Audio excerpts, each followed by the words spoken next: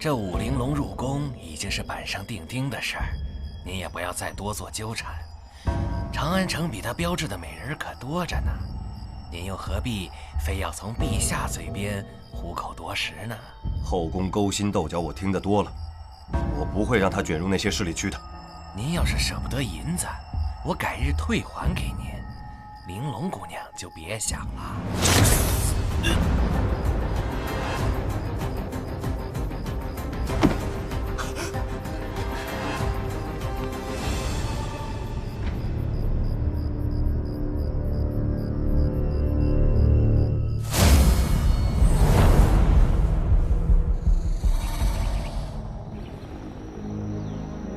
不知陛下急召微臣所为何事？起来说话。谢陛下。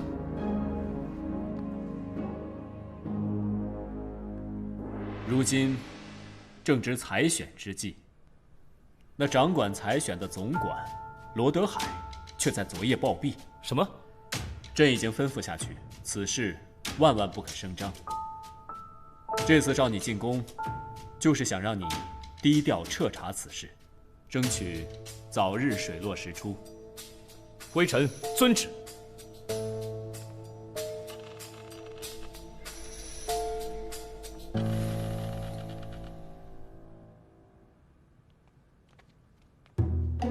哎，老大，这衣裳挺适合你啊，不是吗？闭嘴吧！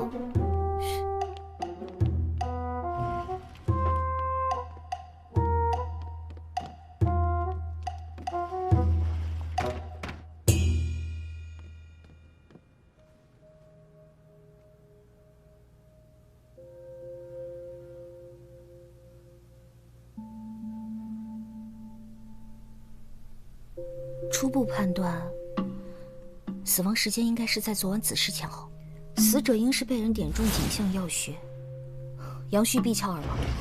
什么人？哎，官人饶命！官人饶命啊！你什么人？奴才只是内务府的一个小太监。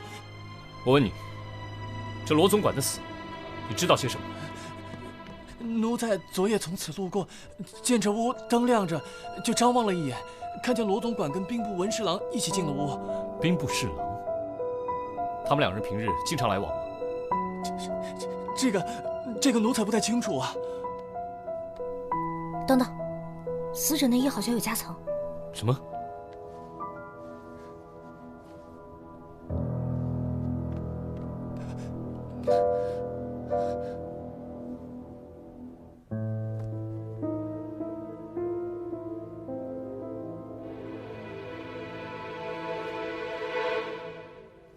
胡扯！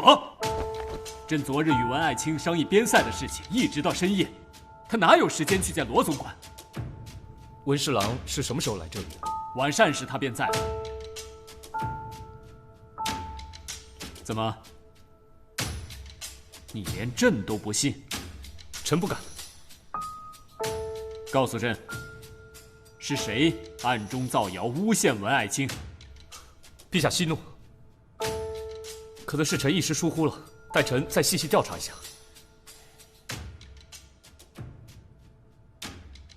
下次再用这等无中生有的说辞来糊弄朕，朕拿你是问。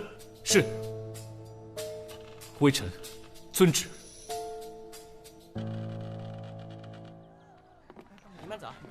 那造谣的太监已经被杖毙，现在唯一的目击证人也没了。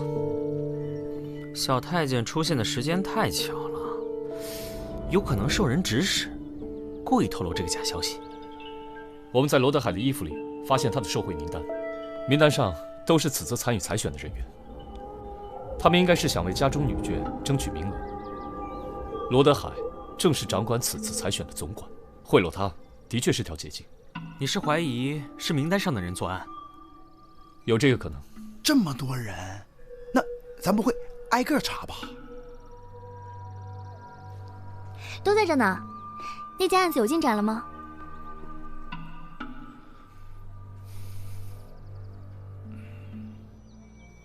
子硕，你进宫的事情怎么样了？暂时搁置了，这次参与采选的姑娘全被退回去了。退回了？是啊。听说罗总管为采选受贿，陛下为了肃清后宫，就把采选取消了。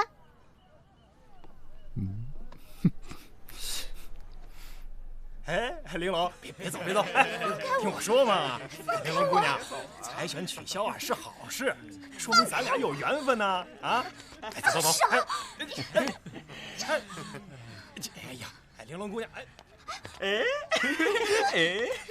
玲珑，明日我就上门提亲去啊，把彩礼给你送过去，等着我啊！走！这什么人？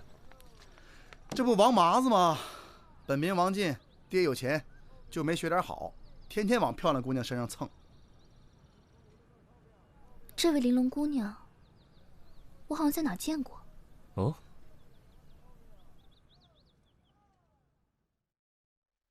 防火防盗，小心火烛。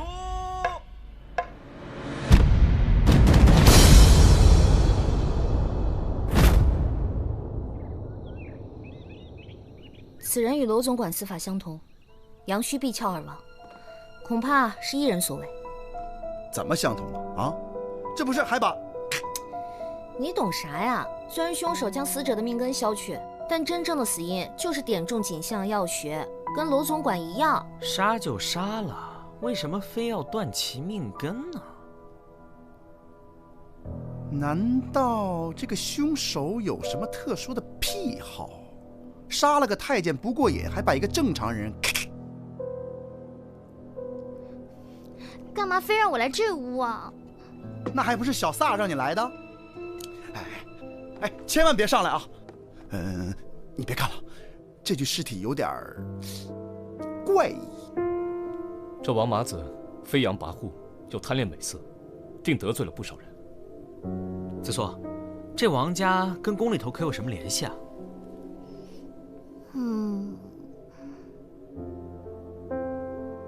可我怎么也想不通哎，这两个人怎么会有共同的仇家呢？罗总管受贿，王麻子欺压良民，倒也算得上死有余辜。莫非这凶手是想替天行道？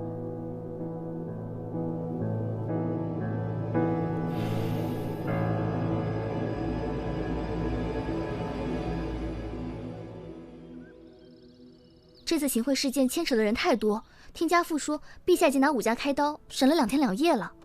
武家承认，之所以如此，是因为罗德海暗示他们了一件事情。暗示？有人不想让武家姑娘入宫，就花了大钱让罗德海搞鬼。什么？不过这也正常，朝内将卿众多，可能是武家的对头暗中作梗。也就是说，这罗太监想上下通吃？不好了，武家姑娘也出事了。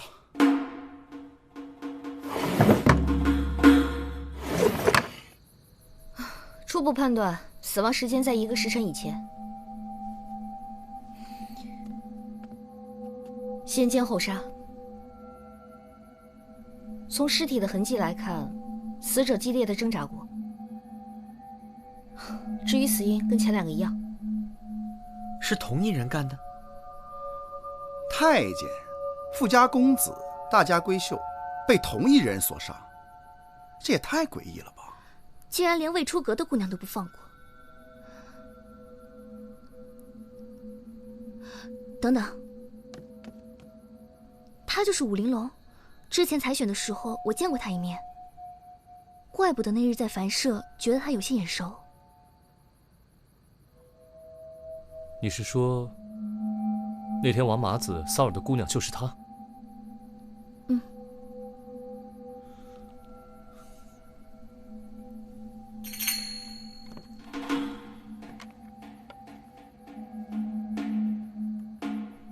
这是御赐的酒杯，怎么会出现在这里？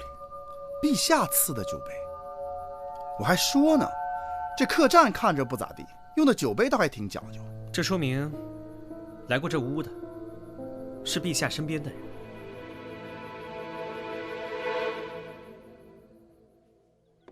怎么了，小三？你找我？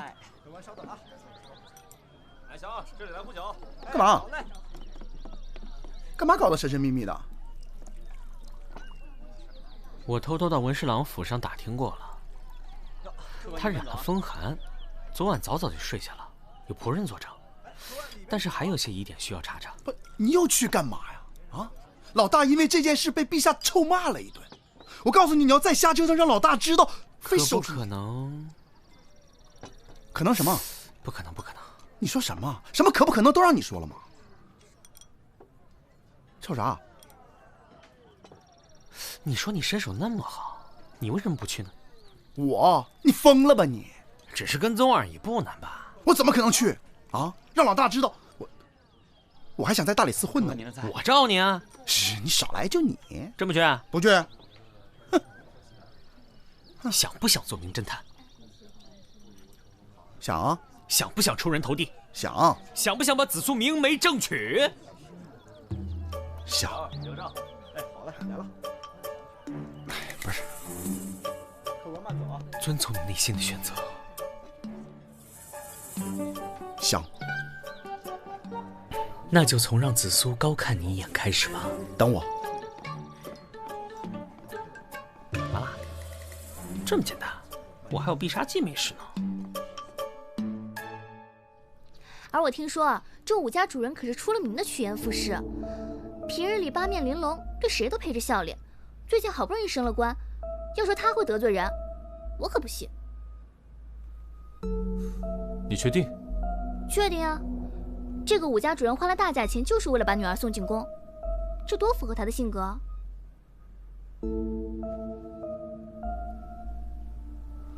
和武家有仇怨，又是陛下身边的人，你可有线索？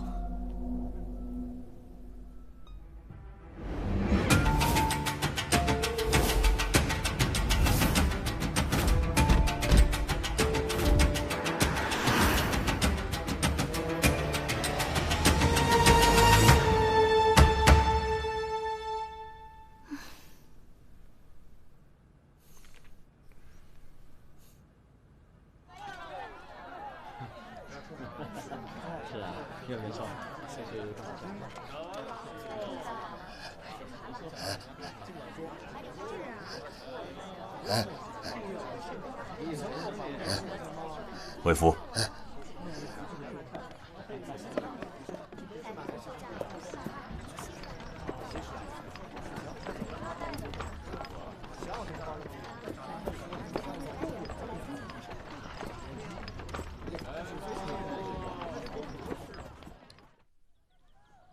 小撒，快！我告诉你啊，那个文侍郎那马车也太邪乎了，我跟着他一拐弯，连人带车都不见了。什么？我刚从文府探查回来，他半个时辰前就回府了。半个时辰前啊？那会儿我刚跟丢啊。从宫门到文府，怎么也得走1个多时辰吧？总不能你刚跟丢，这马车就出现在文府门口吧？除非那马会飞。你不是会飞吗？啊，三宝，你沿着文侍郎回家的路再走一遍。少来！你想不想让紫苏？等我。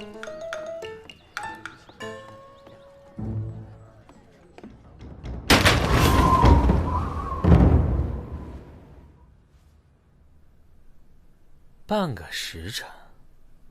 三炮，你尽力了吗？你说呢？唉，尽力了。我会在紫苏面前替你美颜的。美颜？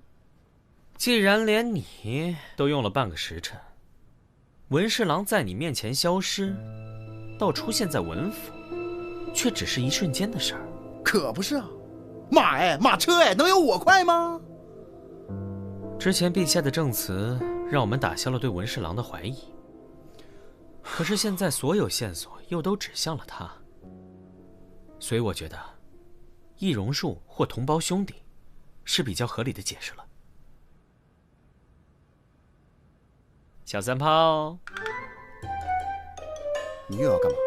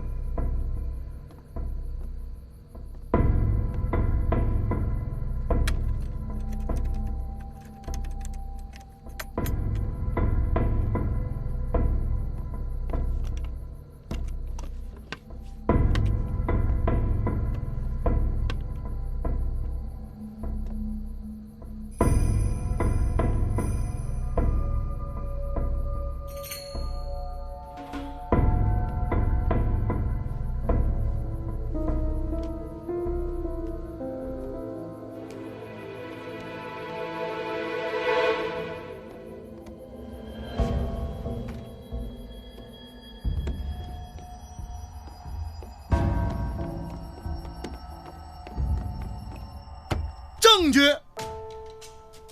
这就是证据。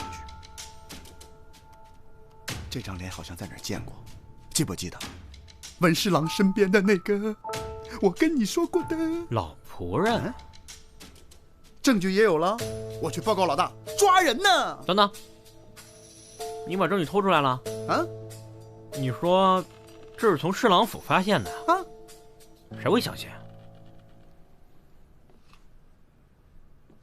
那咋办？打草惊蛇了？怕什么？再把它还回去呗。还回去还怎么证明啊？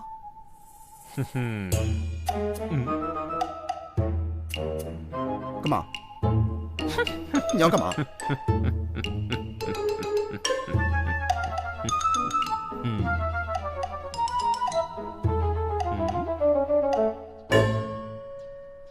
我查到了王家和武家的关系。自从这武家小姐采选被退回之后，就被王妈子给盯上了。这王妈子直接上门提亲，武家主人彩礼都已经收了。凶手的意图已经很明显了，这3起案子都是针对武家的。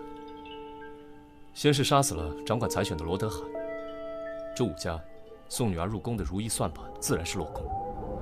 没想到这武家退而求之，答应了王家的婚事，但王家公子一死，这武老爷再次扑了空。如今这武玲珑又惨遭杀害，凶手看来是不想让武家得势。到底凶手和武家有多大仇啊？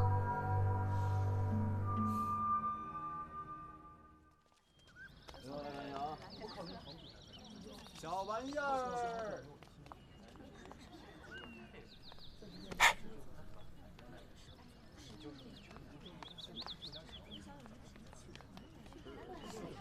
哎，这位老张，我看你面色无光，印堂发黑，莫不是最近有妖物缠身？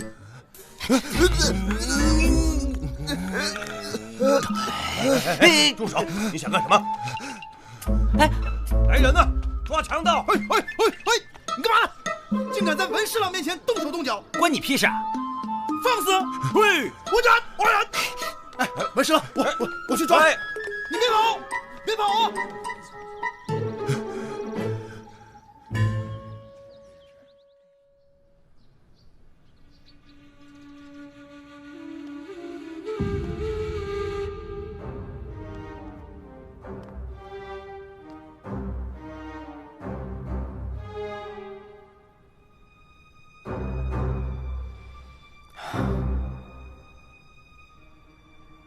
朕记得上次已经跟你说得很清楚了，这案子跟文爱卿一点关系都没有，可你为什么一而再再而三的纠缠？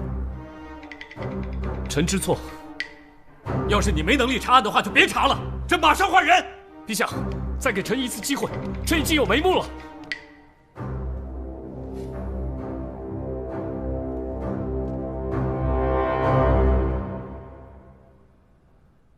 那好，朕再给你3日期限。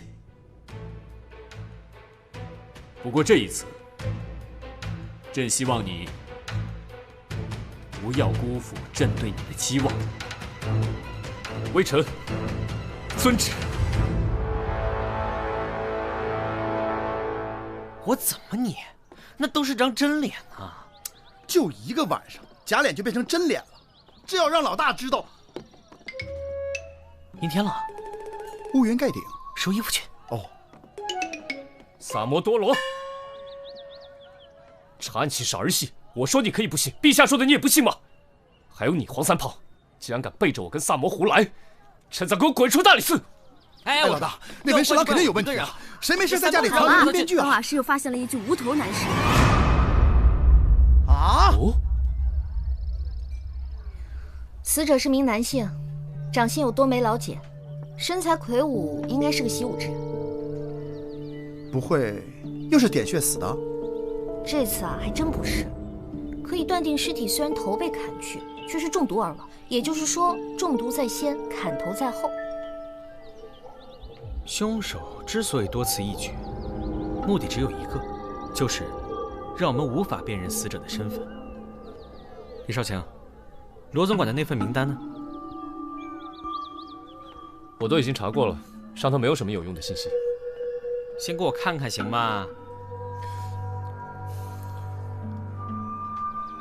真是麻烦。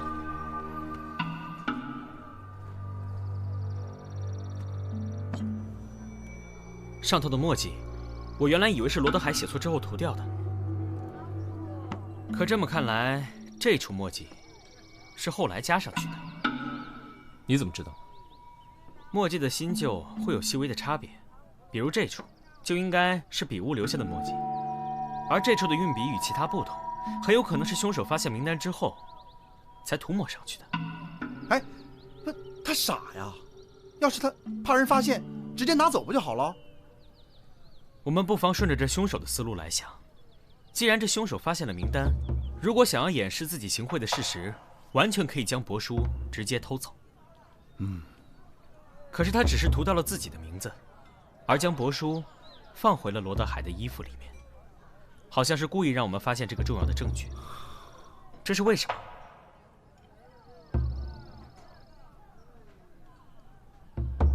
因为我们只要拿到这份名单，必然会查证罗德海受贿一事。三炮啊，采选的姑娘被退回之后，谁成了最大的受益者？谁是最大的？哎，不，你问我干啥？就是你啊！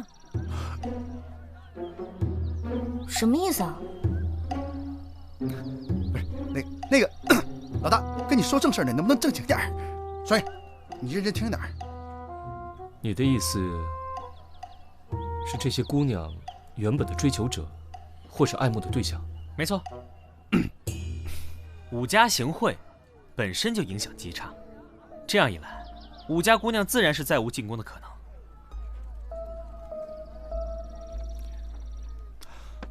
顺了。这个王麻子上门提亲啊，那凶手肯定是不会答应啊，对吧？哎，可是这武家姑娘怎么会被奸杀呢？哎呦，我又搞不明白了啊！为什么呢？你在干什么？李少强，那日双叶在尸体前进中发现的帛书是不是这样折好的？你怎么知道？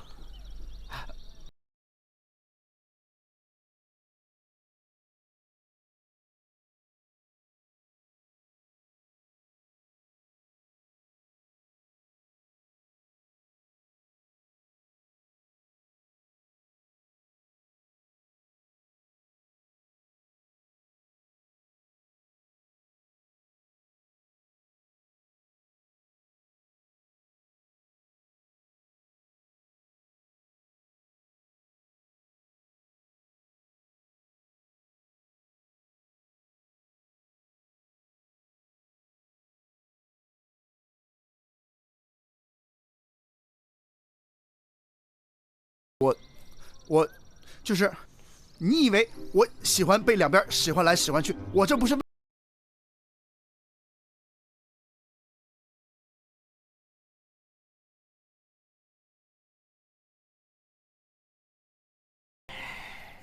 真的都是为了案子。行了，说正事儿。三炮，拿酒。啊。哎，三毛多罗，这是你最后一次使唤我啊？是吗？高看，高。等我。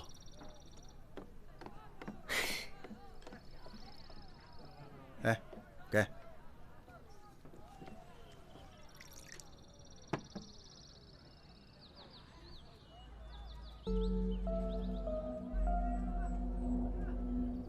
李少卿，我想你的直觉应该早就告诉过你，真正的凶手是谁了。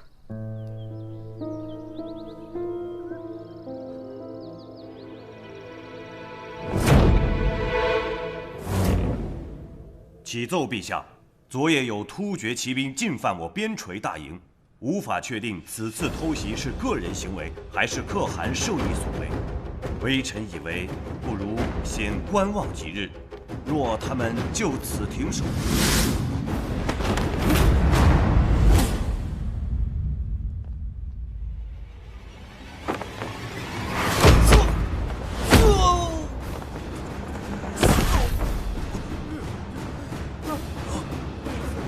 李治，你疯了！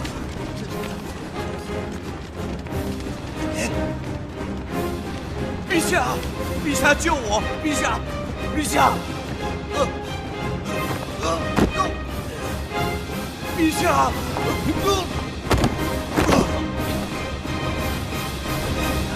怎么，这点劲都吃不住了？啊！李治，给我住手！臣遵旨。朝堂上殴打同僚，你眼里还有没有朕？陛下，臣有事启奏。文侍郎乃是武状元出身，今天竟被我打成这副模样，毫无还手之力。陛下，您不觉得有些奇怪吗？回陛下，微臣自从担任侍郎一职，武艺的确有所松懈。近日李少卿突然出手，臣不得其解，但念及此处是皇宫之内，不可冲撞陛下，所以才未还手。如果只是武艺松懈，那不妨让陛下看看你的双手吧。习武之人，掌心处必然会有老茧，为何你这掌心非但不见老茧，反而细嫩的如同文人般？李治，你到底想说什么？陛下，您面前的文侍郎其实一直是由2个人交替出现的，带兵打仗的是一个，与您谈论朝堂政事的又是另外一个。这是什么意思？这文侍郎有一个双胞胎兄弟，大理寺一直在调查的连环杀人案，皆为此人所为。这是不是真的？陛下，这纯粹是李少卿的臆测啊！不知文某何处得罪了少卿，竟然如此血口喷人。你兄弟与罗总管起争执的时候，偏巧被打惊的小太监看见了。然而与此同时，你却在和陛下谈论政事。那天下早朝，你发现了我们跟踪你，特意绕了路。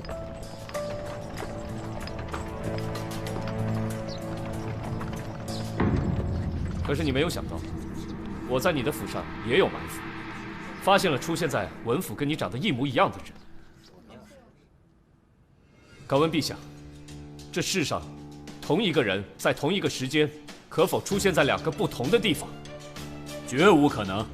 这起连环杀人案一共死了3个人，总管、富家公子和大家闺秀。我们在罗总管的衣服中发现了一块记载着行贿者名单的帛书，你自作聪明涂掉了自己的名字，但这帛书的折法却暴露了你的身份。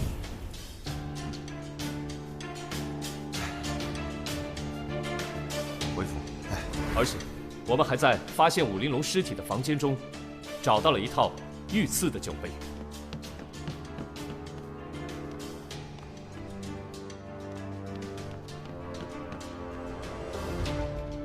想必陛下应该还有印象吧？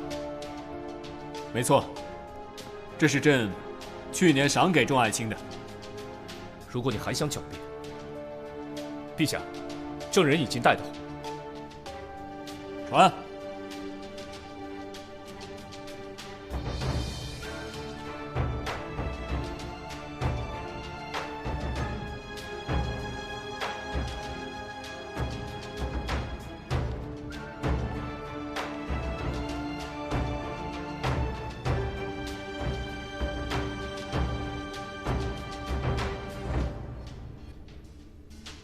这位老仆跟随文侍郎多年，但即使他知道真相，也不会说出来，因为他是个阴人。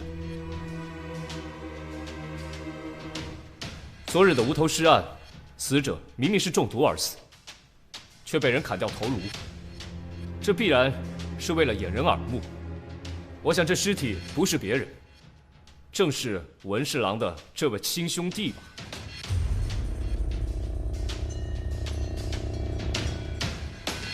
老仆，我说的是否属实？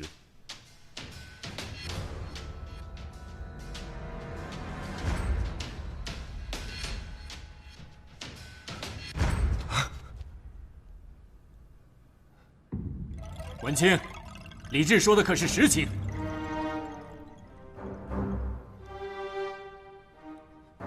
抬起头来看着朕，朕要一个答复。陛下，臣犯了欺君大罪，罪该万死。陛下，李少卿说的句句属实。微臣的确有个双胞胎的弟弟，名字叫做文天阳。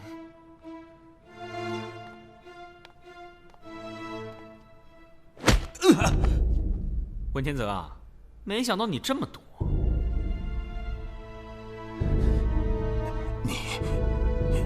你到底是谁？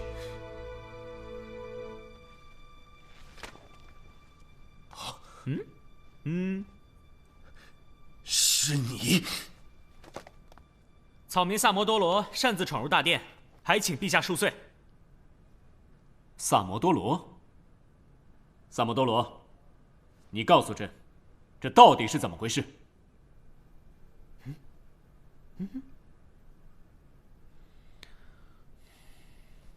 谢陛下。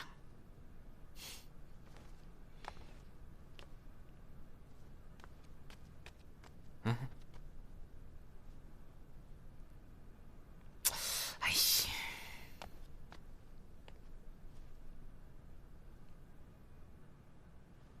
启禀陛下，这文侍郎自幼饱读诗书，弟弟文天阳则自幼习武，大字不识，却空有一身好功夫。弟弟虽中了武状元，却不懂朝中之事，便由文侍郎每天参加早朝，与陛下讨论政事。由于没打仗，天阳便一直赋闲在家。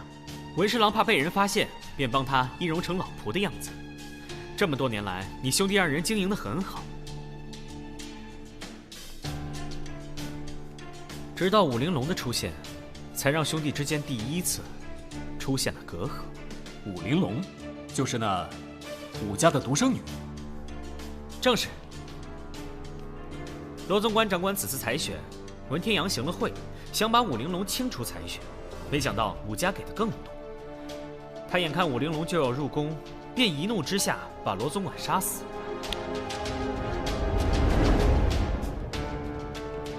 随后，他拿到了罗总管的名单，只是涂掉了自己的姓名，而非直接偷走。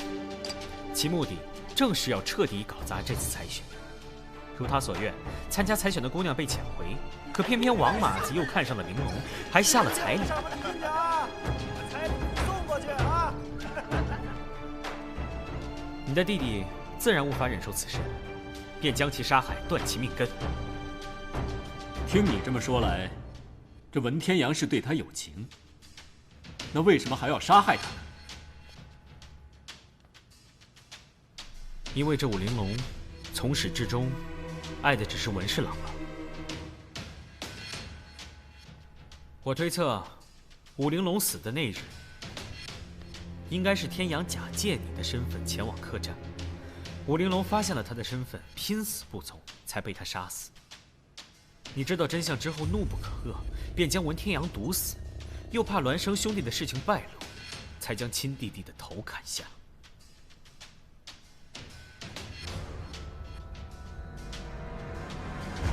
文清，你竟然骗了朕这么久！陛下，罗总管不死，玲珑就会进宫；王麻子不死，就会对玲珑强取豪夺。天阳说他做的这一切都是为了我和玲珑，可他却做出那等禽兽不如的事情。你不是天泽，你是谁？我是文天阳，天泽的弟弟。什么？我从未听天泽提起过他有个弟弟。这是个秘密，除了你没有人知道。那天泽呢？为什么你会来？他很好，你不用担心。玲珑，你不要进宫好不好？这不是我所能决定的事情。天泽把我的事情都和你说了呀，你们兄弟感情真好。玲珑，你听我说，如果你真的进宫了，哥哥就没有机会见到你。那天泽什么时候过来？我想见他。我在这陪着你，不是一样的吗？你说什么？玲珑，你看着这张脸，和他是不是一模一样？可以为你付出一切的是我，不是他。 ，为了你，我杀了王麻子和罗德海。玲珑，我是不会让你进宫的。玲珑，你别怕，你怕我。玲珑，我做的这一切都是为了你呀。天泽他可以，为什么我就不行？你别想他们并不是他呀，救命！事已至此，我也只能毒死他，解心头之怨。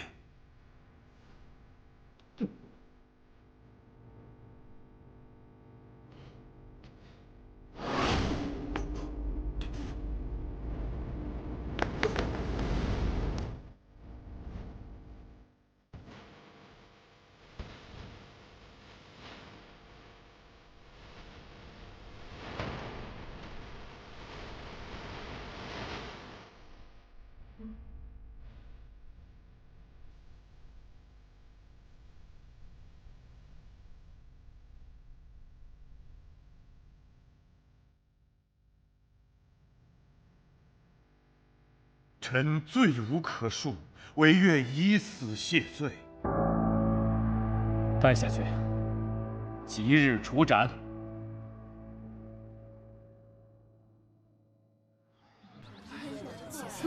啥新鲜事儿都有，第一次听说采选取消。是啊，姑娘们都不用进宫了。还看呢？再看，保子被你看穿了啊！哎呀，我就担心这是个梦，这梦醒了，他就要进宫了。哎呀，是不是梦？不是，你见得很真实，你知道吗？哎，行了行了，给我吃好吃的去。哎，不过紫苏要真的进宫的话，我一定不会拦着他的。拦着干嘛？你可以去陪他嘛，给他当厨。哎，不，你太狠了吧你！哎，对了啊，案子破了，你以后是不是得高看我黄三炮一眼？我发现你有个优点。什么？人长得丑吧，可你想得美啊！萨摩多罗，别让我抓到你，我打！你来啊！我打！哎，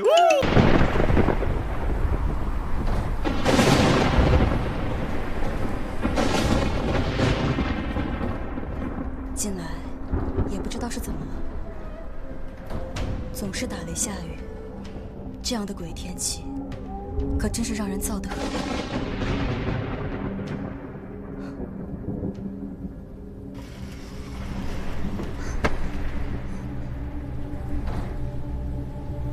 老爷这个时辰肯定还在书房习作，补汤煮好了吗？煮好了，夫人。按照我的吩咐做的吗？是，夫人。煮了3个时辰，菜梗都烂熟了。那就好，去送吧。是。哎，让老爷别太辛苦了。哎。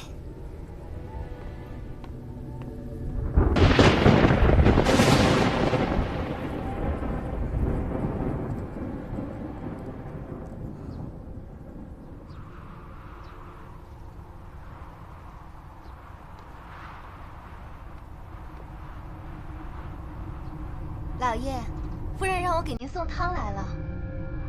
老爷，老爷。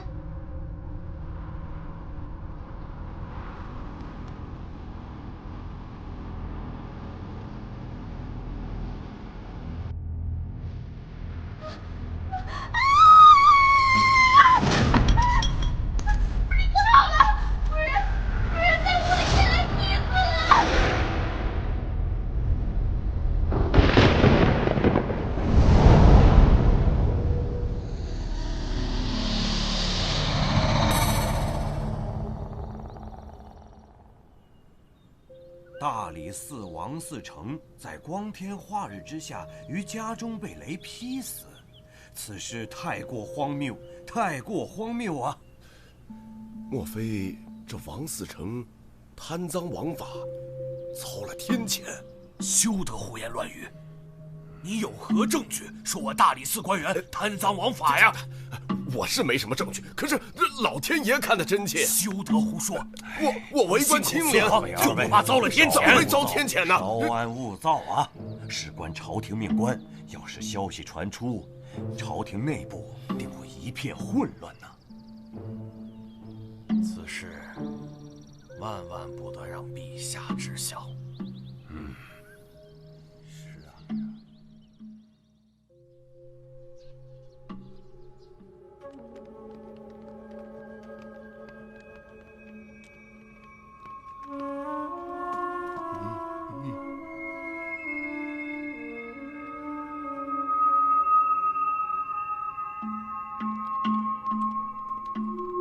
三胖，上房检查。得嘞。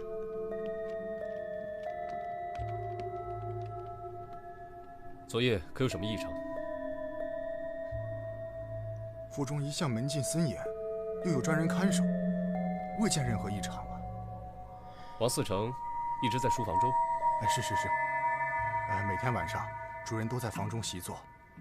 是。可有人进出过？府中昨夜没有客人来访。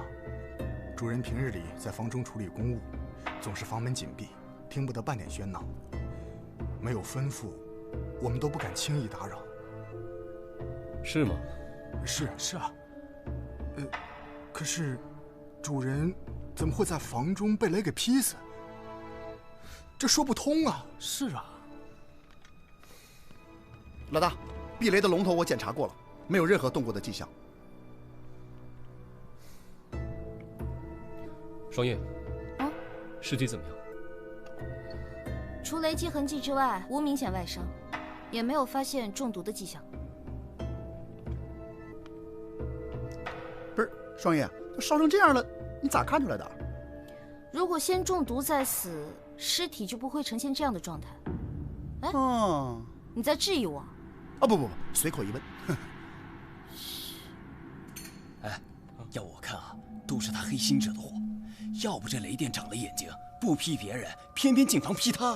哎，你小点声，别被夫人听见了。哎呀，不怕，他在房间里还休养着呢。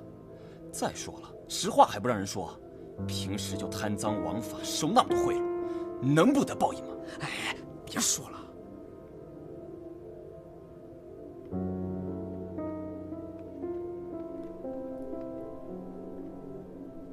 呈现如此焦黑状，尸体可能并不是王嗣成，都已经烧焦到没有任何辨识度了，有可能被人偷换。反正要真是他就好了，贪官。哎，这人咋不穿鞋呢？我家主人呐，脚上容易出汗，到了热天的时候啊，他一般在家都是打赤脚的。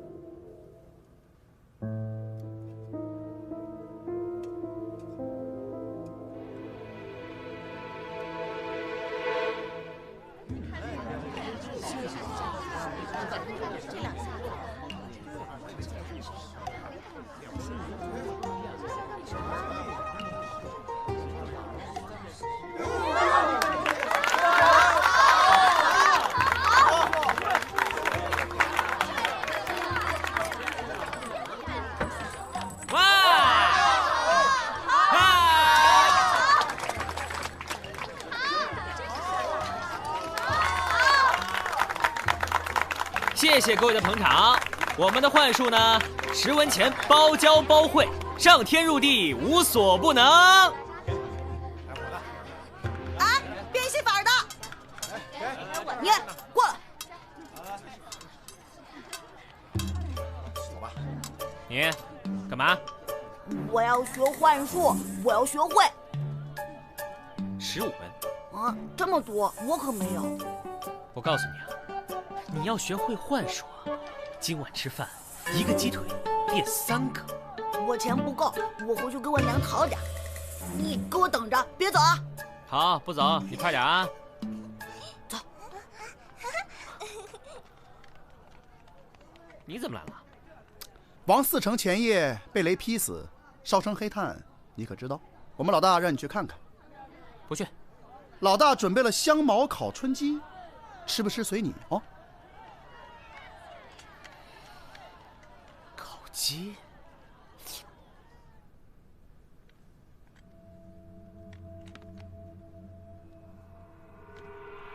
哎，萨摩，王嗣成的尸体是在哪里发现的？就在你脚边啊。这儿。嗯。 物体上的龙头3炮已经检查过了，没有问题。不在房上，蹊跷就在房中。平常人家，房上往往设有龙头引雷，龙蛇伸向天空，蛇根连接引线直通地下。我刚看过引线了，在房内的一节竟然被截断了。什么？并且这引线被截断后。 被人接上了一根细铜丝，一直通到这桌下，隐蔽地绕在桌腿上。可是，这是个木桌，难道还能把人电死不成？巧就巧在，这不是普通的木桌。你们看，这木桌上镶嵌有雕花的铜条，只要将铜丝接到这铜条上，房梁上的雷电就会直接引到房间里。更巧的是，你们刚说，王嗣成平日在房间里。 都不喜欢穿鞋吧？看来，凶手对王嗣成的习性了如指掌。每日既然只有他一人赤脚在书房习作，他需要做的只是在书桌上涂手脚。可是现在尸体成了焦黑状，无法确认死者身份。去把王夫人请过来。是。一会儿，我们一起去看看王嗣成的尸体。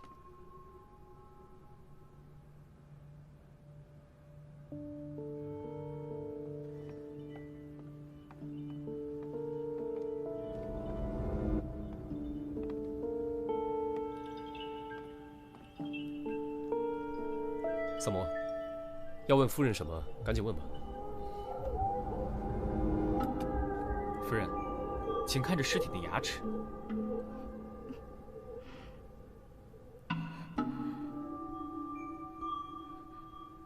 是不是王嗣成？是他，缺了3颗牙，是景泽。你怎么知道？ 今天我路过厨房的时候，碰巧看到了。哎，我为了办案看的。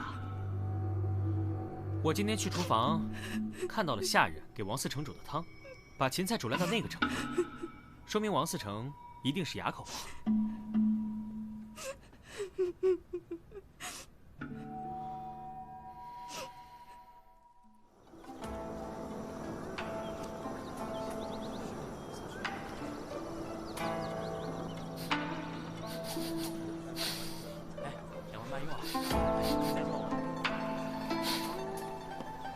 闻着味儿就来了，你属狗的5方开外我就闻见了。我要是偷着吃点东西还不行吗？当然不行了，这是哪里的美味啊？我怎么从未闻过？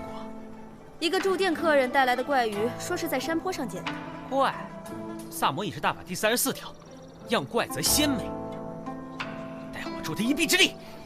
萨摩，萨摩，出事了，出事了，赶紧跟我走！我……哎呦，急什么呀？天大的事也要等我的鱼汤开锅了再走啊！赶紧跟我走啊！我要喝汤，快跟我走！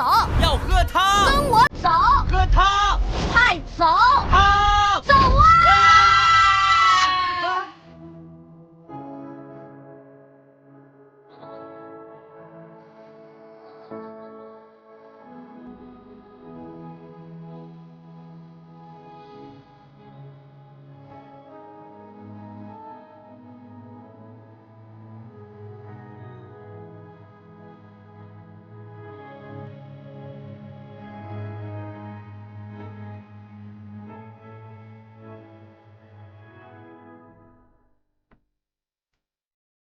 死者陈耀宗是个书生，伏案习作时被劈死在家中。哎，这尸体可真有造型感。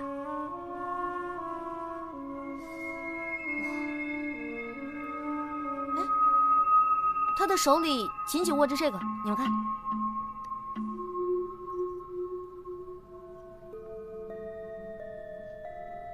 你知道这是什么吗？这书生在平康房有一位私交甚好的小燕姑娘，这东西可能是他给的定情之物吧。来人，在，去把小燕姑娘找来。是。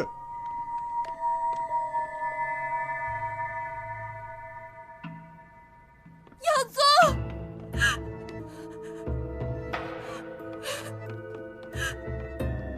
耀宗，耀宗，为什么这么狠心离开我？为什么？我问你，知道这是什么吗？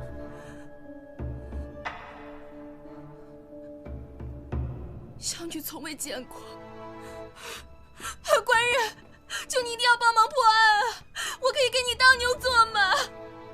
别再做戏了，我觉得你杀死书生的可能性最大。什么？书生忙于科举，顾不上你，跟你进行了诀别，此事有误吗？没有。所以，你因爱生恨，杀了书生，并造成雷劈死的假象。不是。跟王嗣成的事件重合，企图逃过制裁。不对，凶手不是他。什么？什么？他浑身脂粉，香气浓，装束庄重，并且身上有很强的酒气，妆容也有些花调，头发不整，应该是在妓院招待了一晚上客人吧。并且我推测，书生应该并不是要跟小燕姑娘断绝来往，而是许诺考取功名后就回来替她赎身。你手里紧紧握着的，就是书生送你的定情信物吧？小燕姑娘，我说的对吗？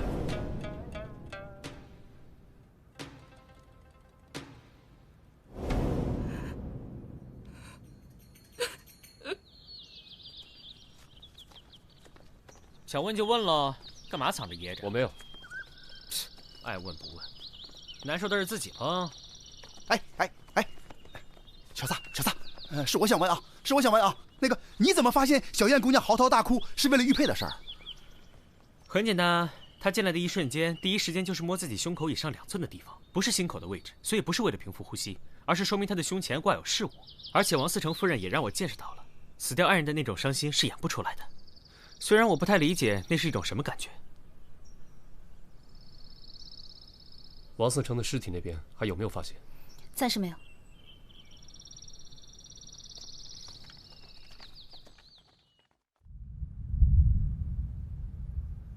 来，用力来！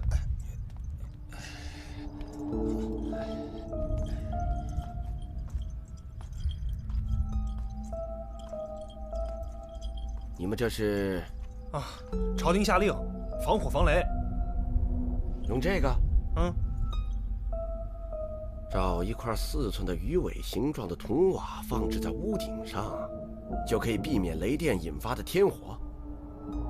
你们这个不行的，不行的。东起泰山雷，南起衡山雷，西起华山雷，北起衡山雷，中起嵩山雷，五雷速发。以情示情，征服高蒙，水前而起，混一成真。五雷，击毁皇陵，阴云变化，后见寻情。福气之速发扬声，声雷急速行，急急如律令。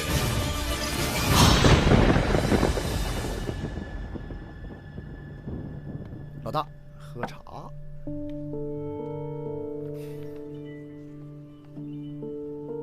如果按照萨摩所说，可以排除小燕作案嫌疑的话，就要从别的地方入手了。大理寺丞、书生，这2个案子，这2起雷击事件发生的时间相近，案情相似，想必必定有联系。子苏，你回想一下。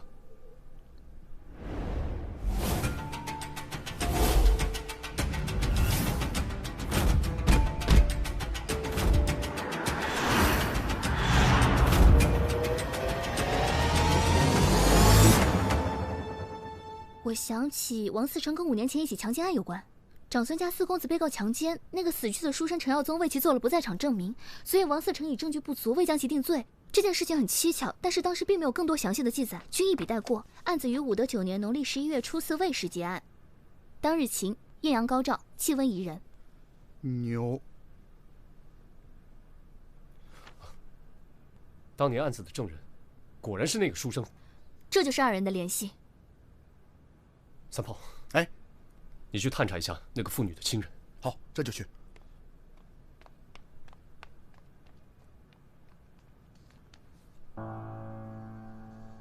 我打听到了，那件事情发生以后，那妇人的丈夫一直在长安城以卖鱼为生，他的家就在这里。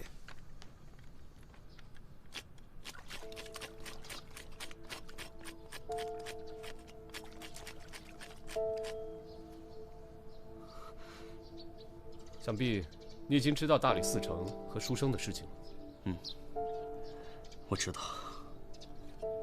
那你可知道，这2个人都与你妻子的案子有关？老天开眼，为我报仇雪恨！那件事情发生后，素英整天以泪洗面，告诉我他已经不再是当年的人了，让我写休书休了他。每天洗好几遍澡，一遍遍冲刷自己的身体，都搓掉了一层皮，还吵着喊着自己脏。有一天，我从鱼市上回来，素英她就上吊而죽，身上的皮还都是烂的。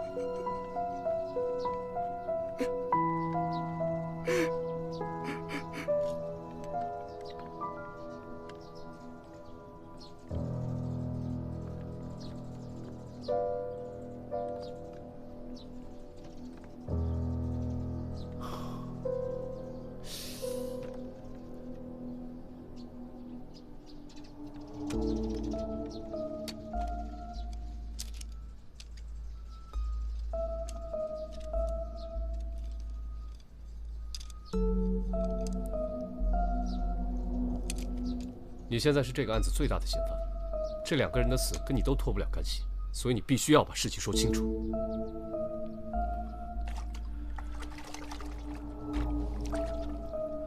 如果有可能，我真想亲手杀死那2个畜生。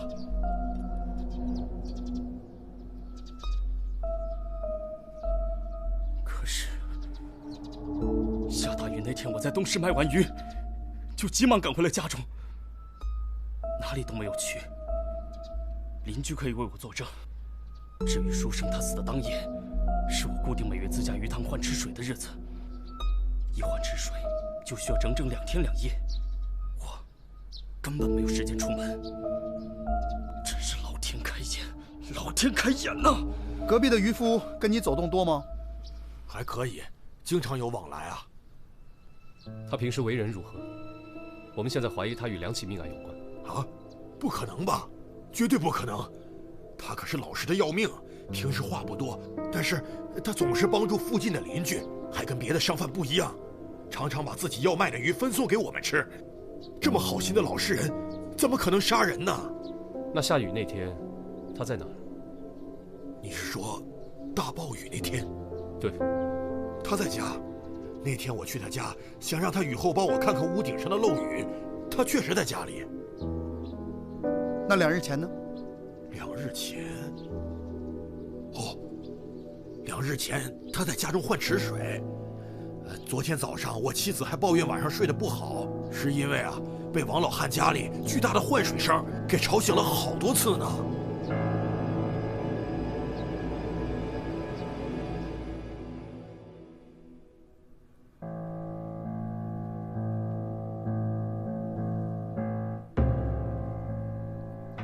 有什么进展？书生的口、鼻、脏器内均没有发现灰烬，也就是说他是死后被焚尸的，身体内也没有中毒迹象和外伤致死的状况。心也是麻痹状态，所以说啊，应该就是雷劈致死。可能是我们想太多了。哦，还有，他手上握着的铁牌除了纹样奇特外，没有其他发现。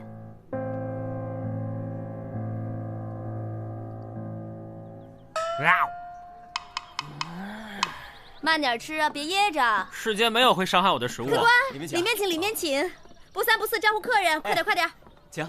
上面还有厢房啊。哇，我怎么从来没吃过这么好吃的鱼啊？这什么鱼啊？哪来的？最近的鱼市在卖很多奇怪的鱼，只要是我没见过的，我都会买来尝一尝。四娘，我发现你的手艺有进步哎。吃完赶紧朝案去，老娘等着收尾款呢。我差点忘了，你看这个。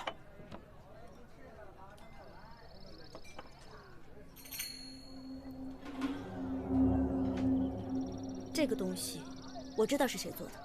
你知道？我找他做过暗器。这又不是暗器，怎么确定是他呢？因为全长安城能铸造这种铁具的人，只有他一个。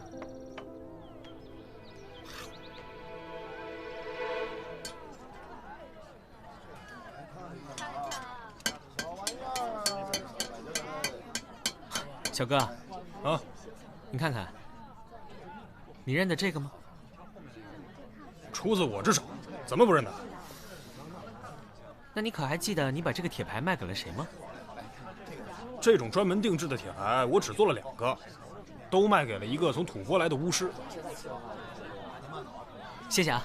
啊，都卖给了从吐蕃来的巫师。我也听坊间百姓说过，这个巫师通晓雷电之术，还知道大家如何安装避雷装置。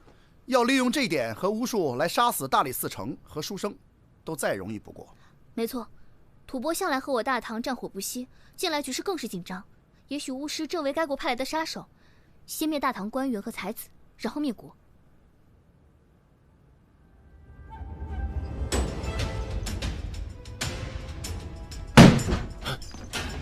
给我搜！别再装神弄鬼了，我们都知道了。知道什么？你为什么用法术杀人？我没有杀人。你还有什么说的？我看就是吐蕃派来的杀手，准备伏法吧。我冤枉啊！我只是在练习五雷咒，使用技巧还没有掌握。如果掌握，现在就该打雷了。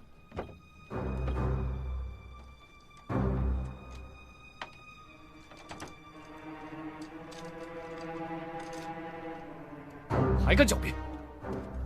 死者手中的铁牌，据说只卖给了你一个人，不是你是谁？这太可笑了！我确实在永乐坊的师傅那里买了这个铁牌，但是我是用来制作法器、一观天象使用的呀。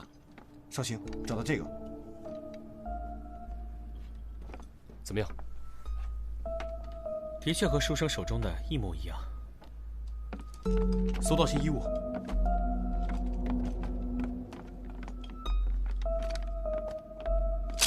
还有活鱼。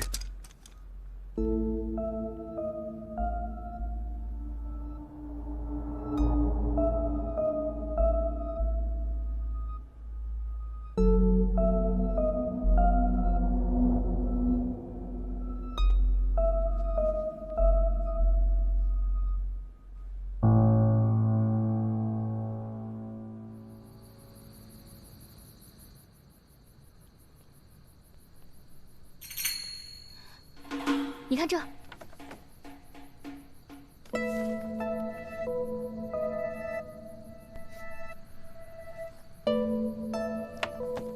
也就是说，当年的案子，为长孙公子作证的还有一人。对，宣化坊的一位宿商。走，他会有危险。又有一人被电死了，死者是宣化坊的一位宿商。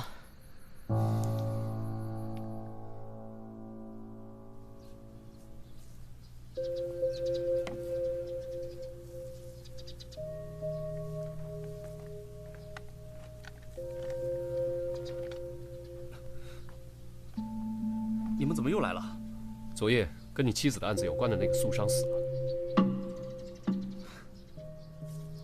看来我烧的香真的一炷都没白费，苍天助我。所以你们是又怀疑我了吗？不然如何？死掉的3个人都和你妻子的事情有关。我明白，我确实有最大嫌疑。可是我身体不适，都没有出摊卖鱼，在家休养了1天，哪儿都没有去。你们可以随便问街坊。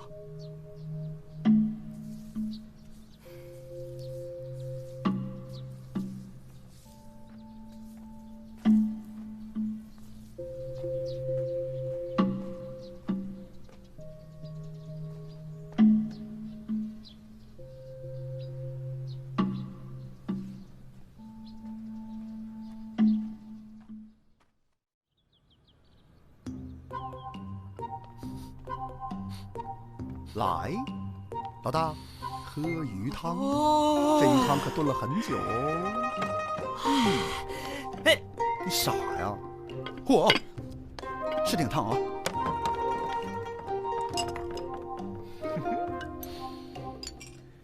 来，来，哎，鲜，哦，刚才我听说呀。这鱼市上啊，最近出现了很多怪鱼，虽然味道一个比一个鲜美，但捕捞起来啊有点费劲。说坝河边有个渔夫收网的时候被累着了，浑身抽搐，直直的倒在水里，当场毙命。小魔，我想知道你的铁牌是不是曾经丢失过？你怎么知道？你还记不记得什么时候丢的？上次给巫师做铁牌时，刚做好2个就发现不见了。上次我来问你的时候，你怎么没说啊？我以为是小孩淘气给搞丢了，没放在心上，就再做了2个给巫师。这有什么问题吗？啊，没事。谁姓龙？啊！大人，我是长孙家的下人，我家公子失踪了，夫人在家中一病不起，派我来告诉你们。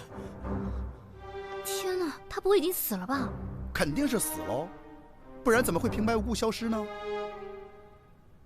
我明白了，你们跟我来。去哪儿？去拯救公子。他还没死吗？还没死，快，再晚来不及了。我可不去啊！你为什么不去？我不理解为什么要救长孙公子啊？他难道不是最应该死的吗？我们都不要去救他，等他被杀死吧。滔天罪行也应该用律法，也只能用律法来解决。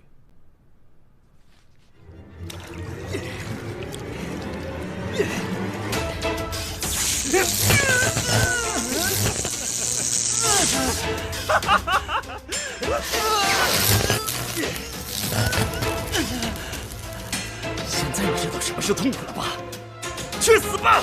不要！不要！不要！住手！闭嘴！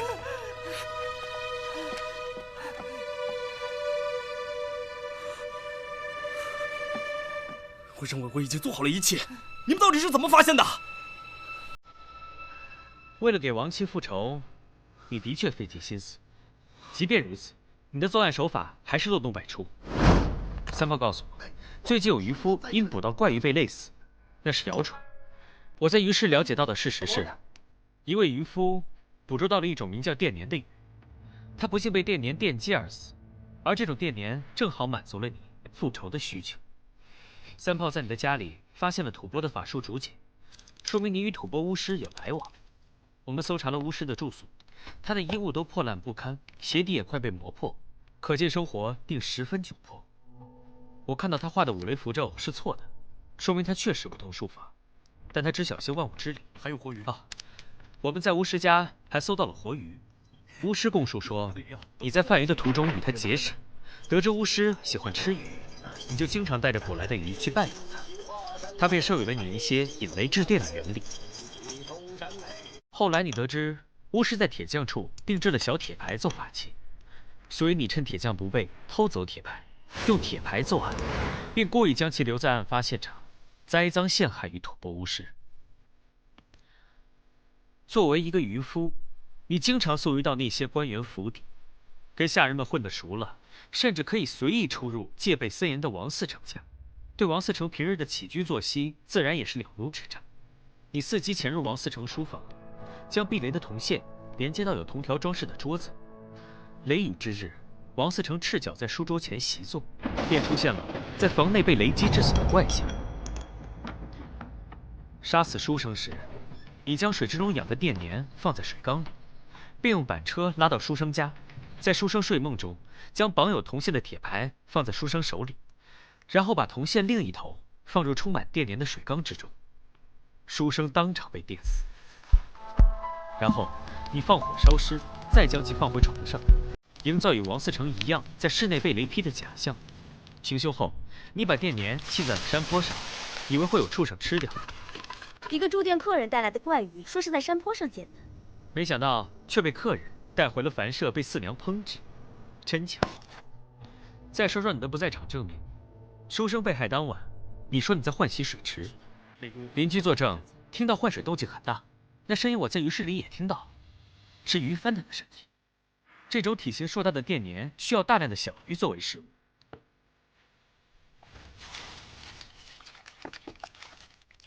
你将电粘吃剩的小鱼分给了邻居，邻居还以为你是个好心女。你杀掉了王思成和书生之后，我们找到了你，你觉得事情快要败露，遂将素商杀了。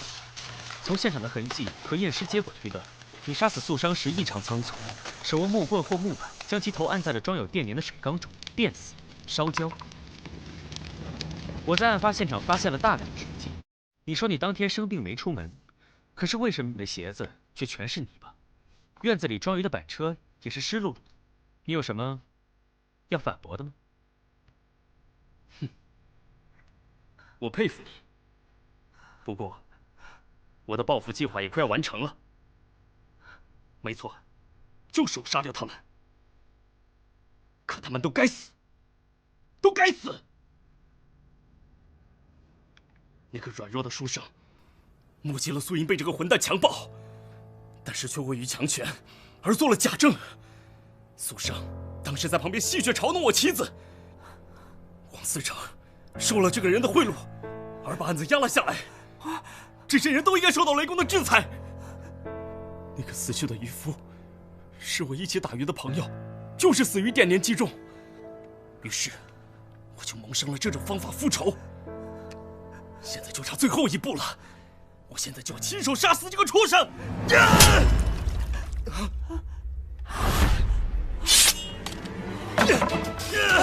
快人救我！快人救我！放手！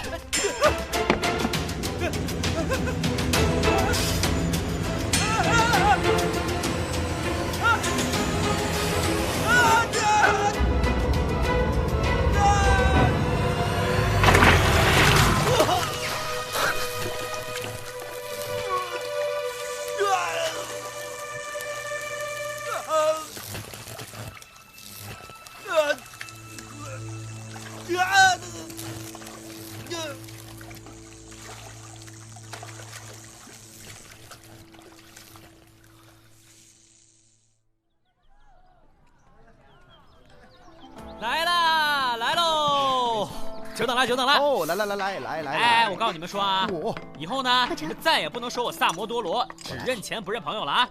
有什么好事没想着你们啊？这个是我独家秘制的萨罗汤，10全大补，所有的精华我都放在里面了。来尝尝，尝尝。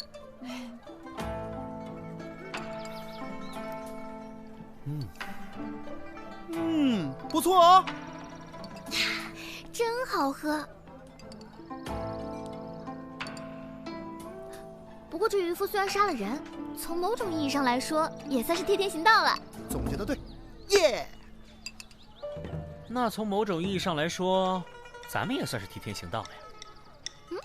什么意思啊？鱼汤，鱼汤挺好喝的。对啊，还行。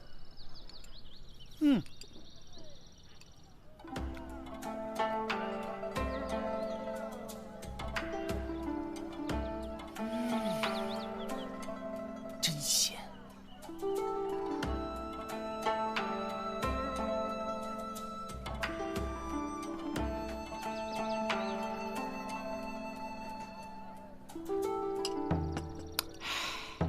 说不定渔夫就在你们3个的肚子里呢。